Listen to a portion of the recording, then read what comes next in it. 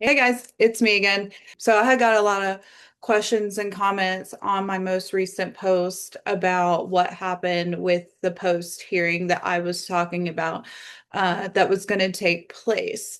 So today I wanted to come on here and talk about something that a lot of people don't understand until they're actually in it themselves. And that's how accountability actually works, or in this case, doesn't when it comes to law enforcement.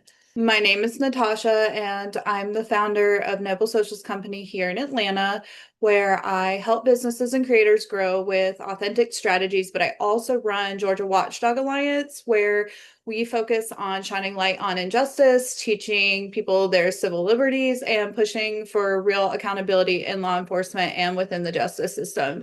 I like to think of this channel as somewhere where those two worlds meet together, where it's practical empowerment online and standing up for what's right in real life. So if this is something that resonates with you, please hit subscribe and let's keep learning together.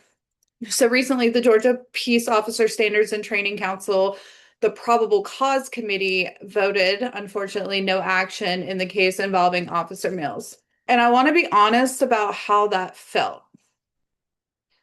It was disappointing, but not just because of the outcome, but because of what I had seen with the case, what was discussed, the body cams, and what I had expected the process to be. Here's the part that's important and the part that most people don't realize, right? So the probable cause committee does not normally take civilian complaints. In my case, I didn't even know that the Georgia Post existed. I'm not going to lie, I was ignorant to a whole lot of things before my situation took place. I don't feel like that's uncommon. But for people who don't have a lot of run-ins with law enforcement, and in my situation, I had never had a run-in with law enforcement. So I didn't, and I'm not from Georgia, so I didn't really know, the whole process of things. So when my home was broken into and I was arrested inside my house, um, my immediate reaction was accountability, not revenge. I wanted this officer to have accountability for what he did to myself and to my family. So I started, researching and reaching out to a whole lot of people. And I reached out to the Georgia Post in the county. So every county has their own post office. And within those offices, they have an assigned investigator for that county. And when I reached out to Cherokee County, to the Post, a woman called me back and she told me that they don't take civilian complaints and asked me who it was that was investigating the internal affairs complaint that I had. And I let her know that it was Lieutenant Barone. She had told me, oh, he's great. I have no doubt he'll investigate. And if anything comes from that, he will contact us and then we look into it. So I had already watched a lot of YouTube videos. So I was familiar with how Lieutenant Barone handled his internal affairs situations because I had already seen several on other channels like Shields of Shame. They have an entire album on Cherokee County Sheriff's Office. So I didn't stop there and I didn't wait for the internal affairs to be complete. I sent a mass email to the director of Georgia Post, to the attorney general, to I think GBI, just literally everyone. And that's when they had reached back out. The director of investigations had reached out to me and said that the director of Post had wanted him to look into my situation. So I sent him all of my videos. He then watched those, and him and the deputy director, Monica Franklin, got the body cams. And then I got another update a couple months later. They called me, let me know that they had watched all of that. And both of them had a list of their own concerns, and they were going to bring that to the director and find out what he wanted to do next. And following that, the next update from Alex Mears was they were going to assign my case to a Cobb County investigator. His name is Wayne Williams, and have him do a formal investigation. that he would then take to them when it was complete. They would review it and then take it before the probable cause committee. So the probable cause committee within council is someone, it's like a step process. They'll take a look at the investigation from the investigator, and then they'll decide no action to take their certification. They can do, I think it's like in department type punishment, sanction, whatever it might be. But if I'm not mistaken, I believe most of the time, because they have so many cases, the only evidence they look at to make those decisions is whatever it is that the investigator gives them. So they'll normally read over the cases before the day of making their decisions, and then they'll already have, their decisions in mind. There are several people that are on the advisory committee, which is the probable cause committee, usually like a sheriff, a police officer, somebody from like all city or government entities, like a representative. And then when they vote, they normally only go off of like two people's votes. So first to speak up, and then they'll be like, okay, well, can I get a second for that, regardless of what it is?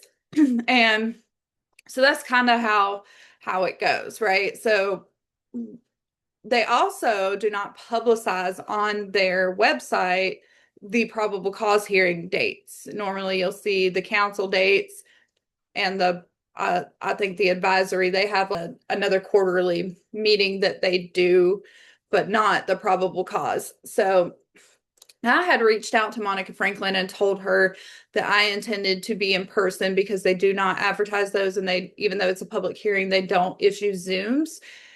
She had called me maybe a day or two after that and let me know that they had decided to move it to another day. It was the following week, and they were going to go ahead and put it as a Zoom, and that I could get the Zoom meeting. And looking back in hindsight, I believe it's because they probably just didn't want me present and didn't want a lot of people present because of the outcome. Nonetheless, I had decided to attend, and I had told several other people what the Zoom was and that they could attend. Before they called his case, they called a couple others. I believe there was an officer who had taken her eyes off the road and was reaching in the back of her car for an energy drink. And when she did that, she crossed the center line and she caused an accident.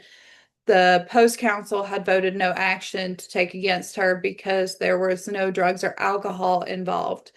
If that had been me or you, best believe that we would be in some serious trouble if we took our eyes off the road and caused a collision by crossing the center line. Nothing was taken against her certification. So that, and I think there was another officer who was, the allegations of sexual harassment were substantiated, and I think they gave him some sort of, I want to say probation. I'm not for sure, but they didn't take his certification for it. So, there were several red flags. They then called Mills's name in his case, and immediately the chief of police said no action. And someone seconded it, and then that was the end of it. So they decided not to take action against his certification.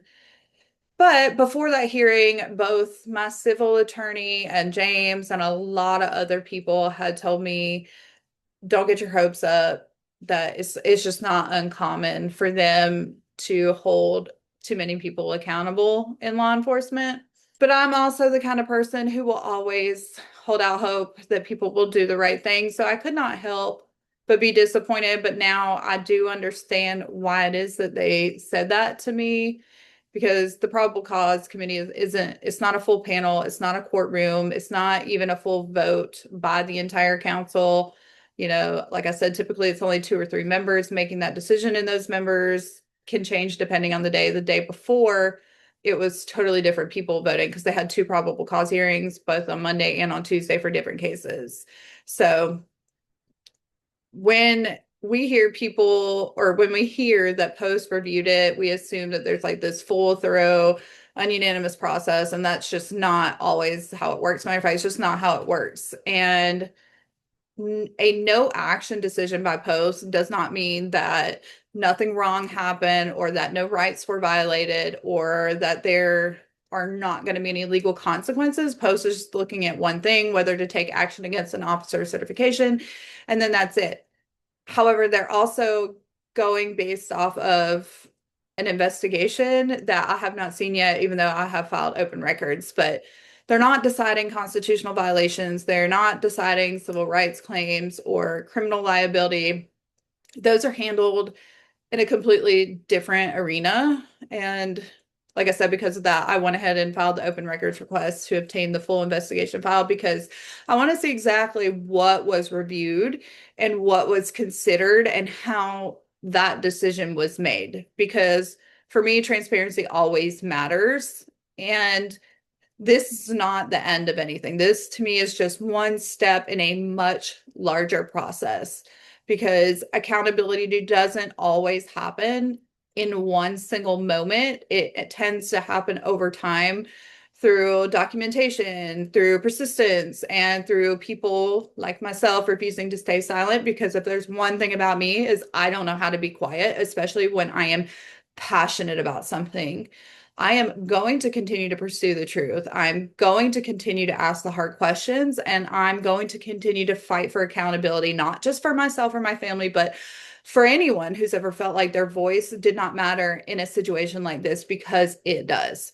And the more people like myself who speak up, who document, who file complaints, who pay attention, the harder it becomes for anything to be ignored. So this wasn't the outcome that I wanted, but I wanted to let everybody know that it's not the outcome that is going to define what happens next, because I don't give up. I don't quit. And as soon as they ever decide to formally accuse me of my obstruction charge, instead of letting it sit in the courts like it has for the last 8 months, I intend to fight that through the courts, and we will be filing civil suit. So I have an amazing attorney on both ends, criminal and civil. And it's sort of just, it's like playing chess, waiting for them to make the next move. And we will see how it goes. But yeah, that's the update for now. I wanted to give y'all the update because I know that some people were asking. It is disappointing. Either they're blind or they were only given certain types of information, but yeah, that's what it is. And oddly enough, the director of investigations retired and moved away to another country right before this probable cause hearing. So could it be coincidence? I don't know, but yeah. But thank you for joining me today and taking a minute to listen to what I had to say. And I really appreciate all the love, all the support that everybody continues to give me, continues to voice in my favor, my families. We love you guys, and I really appreciate it. So stay tuned. We'll have more videos as soon as we have more outcome. Bye, guys.